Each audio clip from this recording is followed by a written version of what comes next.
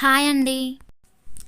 ఇడ్లీలు, దోశలు టేస్టీగా, క్రిస్పీగా, ఫ్లఫీగా రావాలంటే పిండి అనేది పర్ఫెక్ట్గా ఫర్మెంట్ అవ్వాలి. అంటే పిండి అనేది బాగా పులిస్తేనే మనకి దోశలైనా ఇడ్లీలైనా బాగా వస్తాయి. ఒక్కొక్కసారి క్లైమేట్ చేంజ్ అవ్వడం వల్ల లేదా మనం చేసే విధానం బట్టి పిండి అనేది పులుస్తుంది. ముఖ్యంగా ఎండాకాలంలో పులిసినంతగా చలికాలం మరి వానాకాలంలో పిండి అంతగా పులవదు. సో ఇప్పుడు పిండి అనేది పర్ఫెక్ట్గా పులవడానికి అని చెప్పే టిప్స్ చాలా బాగా యూజ్ అవుతాయండి. ఈ టిప్స్ ఫాలో అవ్వండి. ఫస్ట్ ఇక్కడ పప్పుని 4 to 6 అవర్స్ పాటు నానబెట్టుకోవాలండి.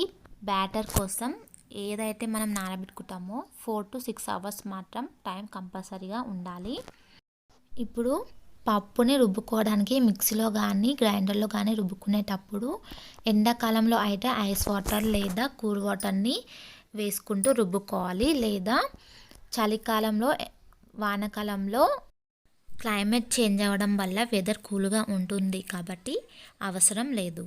ఇప్పుడు పిండిని పెద్దగా ఉన్న గిన్నెలోకి ట్రాన్స్ఫర్ చేసుకున్న తర్వాత కింద ఒక ప్లాస్టిక్ మూత లేదా ప్లాస్టిక్ ప్లేట్ కానీ లేదా స్టూల్ ప్లేట్ కానీ పెట్టుకోండి. ప్లాస్టిక్ ప్లేట్ అయితే బాగా హెల్ప్ అవుతుంది. ఇలా పెట్టుకున్న తర్వాత పైన బ్యాటర్ని పెట్టుకోండి.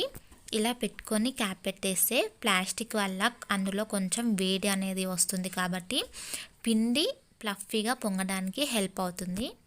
ఇలా పెట్టేసిన తర్వాత క్యాప్ పెట్టేసి ఏదైనా మందంగా ఉండే పొడి క్లాత్ తీసుకొని మొత్తం ఇలా కవర్ చేయండి. ఇప్పుడు నైట్ అంతా ఇలా వదిలేయండి. 12 అవర్స్ పాటు గ్యాప్ ఉంటే పిండి బాగా ఫార్మెంట్ అవుతుంది. మార్నింగ్ ఈ క్లాత్ని తీసేసి చూడండి ఎలా పొంగిందో. ఇప్పుడు పిండి అనేది పులిసినట్టే ఇలా పర్ఫెక్ట్గా పులవాలండి. అయితే మనకి ఇడ్లీలైనా దోశలైనా చాలా పర్ఫెక్ట్గా టేస్టీగా వస్తాయి. ఇలా ఇప్పుడు పొంగిన తర్వాత క్యాప్ తీసేసుకొని చూడండి బ్యాటర్ అనేది ఎంత బాగా పులిసిందో. ఇలా ఫర్మెంట్ అవ్వాలండి. ఇప్పుడు బ్రేక్ఫాస్ట్కి కావాల్సినంత పిండిని తీసుకొని మిగిలిన పిండిని బాగా కలుపుకొని సాల్ట్ వేయకుండా అలాగే ఫ్రిడ్జ్లో స్టోర్ చేసుకోండి. ఇప్పుడు మీకు కావాల్సిన బ్రేక్ఫాస్ట్ చేసుకోండి. హెల్దీ టేస్టీ ఇడ్లీలైనా దోశలైనా ఏవైనా సరే చేసుకోవచ్చు. చాలా టేస్టీగా ఫ్లఫీగా వస్తాయి. ఈ టిప్స్ మీకు నచ్చితే ఒక లైక్ చేయండి. అలాగే మీ ఫ్రెండ్స్ అండ్ ఫ్యామిలీకి షేర్ చేయండి. నా ఛానల్ని సబ్స్క్రైబ్ చేసుకొని పక్కనే ఉన్న బెల్ ఐకాన్ని ప్రెస్ చేయండి. Thank you for watching.